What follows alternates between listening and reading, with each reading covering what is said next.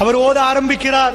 யா அய்யுஹன்னாஸ் இத்தகு ரப்பக்குமுல்லதீ خلقكم من نفس واحدة وخلق منها زوجها وبث منهما رجالا كثيرا ونساء واتقوا الله الذي تساءلون به والارحام என்று சொல்லக்கூடிய சூரத்துன் நிசாவுடைய ஆயத்.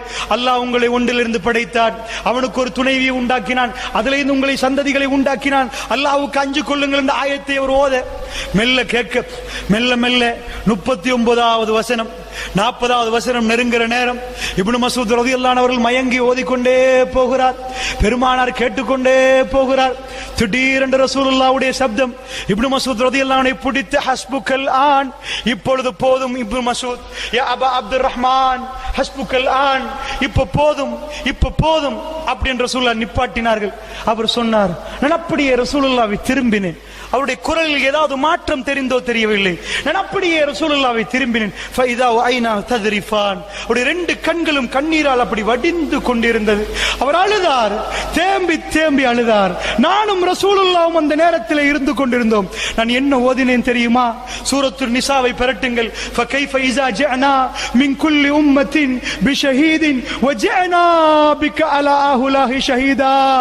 அல்லாஹ் நபியிடம் கேட்கிறார், எல்லா உம்மத்தினரும் கொண்டு வந்து வைக்கப்பட்டு அந்த உம்மத்துக்கு சாட்சியாளர்களாக கொண்டு வந்து அந்த தலைவர்கள் வைக்கப்படுகிற நேரம் فكيف اذا جاءنا من كل امه بشهيد وجاءنا بك على هؤلاء شهيدا.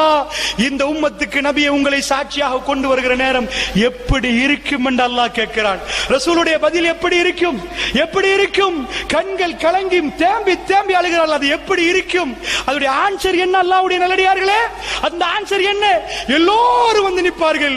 என்னை சொர்க்கத்துக்கு யா ரசூலல்லாஹ் அல்லாஹ்விடம் கொஞ்சம் சொல்லுங்களேன் யா ரசூலல்லாஹ், நான் வேணும் என்று செய்யவில்லை யா ரசூலல்லாஹ் என்றெல்லாம் மக்கள் பரிதாபமான நிலைமையில் இருப்பார்களே. ஃபகைஃப இஸா ஜஅனா மின் குல்லி உம்மத்தின் பிஷஹீதின் வஜஅனா பிக அலா ஹுலாஹி ஷஹீதா. இந்த உம்மத்துக்கு உங்களை சாட்சியாக கொண்டு வந்து நிப்பாட்டப்படுகிற எப்படி இருக்கும்? பெருமானார் இதைத்தானே சொன்னார்கள் கடைசி நேரம். அல்லாஹும்ம ஷஹீத், யா அல்லாஹ் நீ சாட்சி, உன்னுடைய மார்க்கத்தை நான் சொல்லிவிட்டேன், அல்லாஹ்வே நீ சாட்சி, அல்லாஹ்வே நீ சாட்சி என்று மக்களுக்கு சொன்னார்கள். மரணிப்பதற்கு முன்னாடி ரசூலுல்லாஹ் திடீரென்று உஹது மலைக்கு போய் 8 ஆண்டுகளுக்கு பிறகு, அதாவது ஜனாசா தொழுவித்துட்டு வந்து மிம்பருக்கு ஏறி என்ன சொன்னார்கள்? நான் முன்னாடி செல்கிறேன், உங்களுக்கு நான் சாட்சியாளன் என்றார்கள். உங்களுக்கு நான் சாட்சியாளன் என்றார்கள். சாட்சி என்று ஒன்று இருக்கிறது இஸ்லாத்தில். அல்லாஹ்வுக்கு சாட்சி தேவையில்லை. அல்லாஹ்வுடைய நீதிமன்றம் அவ்வளவு நீதமானது என்று நிரூபிப்பதற்கு சாட்சியாளர்கள் எல்லாம் கொண்டு வருவான். அல்லாஹ் ரப்பல் ஆலமீனுடைய தூதர் சொன்னார்கள், 2 கொம்பு உள்ள ஆடு கொம்பு இல்லாத ஆடை தாக்கி இருக்கும் உலகத்திலே அல்லாஹ் ரப்பல் ஆலமீன் அதை அப்படி உயிர்ப்பிப்பார். சண்டை பிடிக்க விட்டு பழியை தீர்க்க விட்டு அப்படியே மண்ணோட மண்ணாக்குவான். அவைகளுக்கு மறுமை வாழ்க்கை இல்லை என்று ரசூலுல்லாஹ் சொன்னார்கள். எதுக்கு? நீதம் என்பது அல்லாஹ்வுக்கு அல்லாஹ் தனக்கு கடமையாக்கினது. அது தனக்கு கடமையாக்கினது அல்லாஹ்வுடைய நல்லடியார்களே.